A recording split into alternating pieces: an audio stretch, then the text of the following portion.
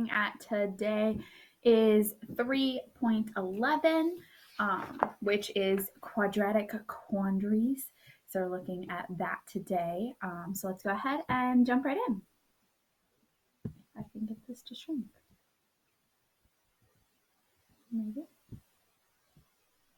Here is factoring polynomials. Factor each of the polynomials completely. So for number one, we have x squared plus x minus 12. So what two things multiply to give us a negative 12 and add to give us a positive 1? Well, if we think about things that multiply to give us 12, we have 1 and 12, we have 2 and 6, we have 3 and 4. 3 and 4 are 1 apart, which means that's going to be what we're going to use. Now, we want the x to be positive, so we're going to do x plus 4, because it's the bigger one, times x minus 3. There's our answer, because 4 minus 3 is going to give us positive 1, and 4 times negative 3 is going to give us negative 12. All right, the next one we're looking at is number 5. So we have x squared plus 6x plus 9. What two things multiply to give us 9 and add to give us 6? Well, multiples of 9 or factors of 9 are 1 and 9 and 3 and 3. 3 times 3 is 9. 3 plus 3 is 6. So we're going to have x plus 3. And we can write it as x plus 3 times x plus 3, or we can do x plus 3 squared. And that is supposed to be a 3. I apologize for the weird lines. The last one from this section we're going to look at is number 7. So we have 2x squared minus 9x minus 5. So this one we can't factor the regular way. We need to do factor by grouping. So remember, factor by grouping is where we take and multiply the a term and the c term. So 2 times negative 5 is negative 10. That's supposed to be a negative 10. Sorry, this thing. Negative 10. So what two numbers multiply to give us negative 10 and add to give us negative 9? Well, think about 10. We've got 2 and 5 and 1 and 10. If we take and have a negative 10 and a positive 1, and we add those together, we will get negative 9.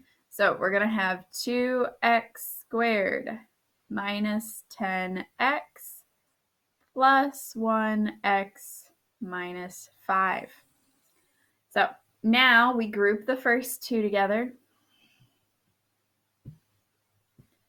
X. What on earth is it doing? Sorry, this thing is, that's not supposed to be a plus 5. It's supposed to be minus. Sorry, this computer's driving me crazy right now. So we group the first two. So we group the 2x squared, and we group the 10x, then we group the 1x, and the negative 5. So what do 2x squared and 10x have in common? They both have a 2x, so we're going to bring that to the outside. So 2x, and then what's left over is x minus 5. Now, we have 1x minus 5. What do these have in common? Their greatest common factor is only 1, right? So we put plus 1 times x minus 5. And we need these two to be the same. They are. So now we group what's on the outside. So 2x plus 1 and x minus 5. So that is the factoring for number 7. I know I kind of spread it down into number 10 because there wasn't a lot of space for me to write on here. But that is our factoring for number 7. So for 8 and 9, that's what you're going to do as well. So, but on 8 and 9, you can also, there's a secondary way. They have, all of them are divisible by the same number. So on 8, 3, 3, and 18 are all divisible by 3. Divide the 3 out, leave it on the outside, then factor. 9, we have 2, 8, and 42. Once again, they're all divisible by 2. So put the 2 on the outside and then factor what's left over, okay? It'll make it a lot easier than this right here. So that's what you're doing for the first section. Now this next section, we're looking at solving inequalities. So we want to solve each quadratic inequality. So for this first one here, we have x squared plus x minus 12. Doesn't that seem very familiar to something else we've done? Yeah, right there. So we already know the factoring, so that saved us a step. So we've got x plus 4 and x minus 3, that's supposed to be an x and a minus and a 3, is greater than 0. Now, in order to solve this, we're going to set each of these up to the inequality. So with this, though, we have to be careful. So we take the one that's on, so we have the x plus 4. So this is going to be our negative intercept. So we have to flip the sign for this. So we're going to do x plus 4 is less than or equal to 0. And we do x plus 3 is greater than or equal to 0. Oops, that's not a plus. Can't read my own writing. X minus 3 is greater than 0. So then we subtract 4 from both sides. So we have x is less than negative 4. And we add 3 to both sides on this one. So we have x is greater than 3. So our two solutions are x is less than negative 4 and x is greater than 3. Those are our inequality solutions to this. Now, the next one we're going to look at is number 12. Notice this one's a little different. In this one, we started with it greater than. This one, we're starting with it less than. So if we think about it, if we want it greater than the quadratic, then our parabola, it's going to be everything to the outside. So that's why we have to switch the sign, because we're going to opposite sides. But for this one, we're looking at it containing because it's less than.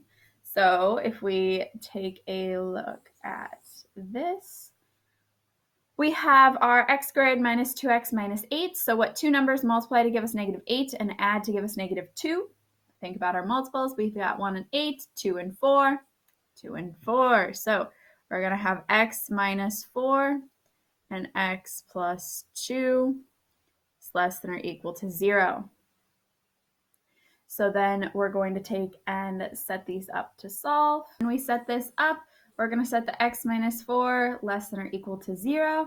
For the x plus 2, we're going to flip it around again. So we're going to have x minus 4 is less than or equal to 0. So x is less than or equal to 4. And then for this one, x plus 2 is greater than or equal to 0. So we have x is greater than or equal to negative 2. So we flip these around for both cases. So when we take and do this, we want to make sure that it's the one to the furthest left that we change the inequality symbol for. So always remember that. So that's what you guys are looking at here on this section. So first you need to take and factor each of these, and then you can take and solve the inequality. So find your two values for which it will be. So there'll be 2, just like when we solve for the quadratic. All right, the next section, we want to match each graph with its inequalities. So we have these 4 different graphs here, and they're shaded different ways. So we're going to do 21 and 22. So for 21, we have y is less than x squared minus 4x, or sorry, x squared minus 4. So we know we have a y-intercept of negative 4. So if we look, this one doesn't, and this one doesn't. So this is our answer. So the x squared minus 4 is greater than, so it's everything inside of here, the y, which is the outside. So this is C. I know that looks like a circle. It's a C. For 22, we have x-intercepts of negative 2 and negative 1s. These are our x-intercepts. We can use that to help us. So we're looking at x-intercepts of, oh, it's inverted because of the negative. So we know it's going down. And we know if we multiply this through, we're going to have a positive 2 for our y-intercept. So it is this one right here. And based on the inequality, it's inside because this one's inverted. So it matters whether or not it's going up or going down where that shaded region would be. So you got to be really careful with that. All right, the last section, we want to write each function below in vertex form. So remember, vertex form helps us figure out where that vertex is, and we use completing the square to do it. So we're going to do 24 and 28. So we start by looking at the first 2. We take the b term and divide it by 2. we get 3. So, and then we square that to get 9. So the completed square is x squared plus 6x plus 9. Now remember what we do to the inside, we do the opposite of to the outside. This factors to x plus 3 because it's this value here, goes right here. I know, sorry about the lines. And then we do squared. And then 5 minus 9 is negative 4. So there is our answer, x plus 3, quantity squared minus 4. All right, this one down here, we've got the 2x squared plus 16x plus 8. We group these first two. Can we take anything out? Yes, 8 2s. So we're going to put 2 on the outside. Then we've got x squared plus 8x something plus 8. We take our b term, 8, and divide it by 2. I apologize for the weird lines. We get 4. We square the 4 to get 16. So in here goes 16. On the outside, we do minus 2 times 16 because technically this 16 is being multiplied by 2. So now we have 2 times x plus 4. Remember, 4 from here goes to here, squared. And then 2 times 16 is 32. 8 minus 32 is 24. So that is our answer right there. So that's what you guys are doing for this section. If you have any questions, feel free to ask. Your keyword is inequality. Inequality. If you have any questions, feel free to ask.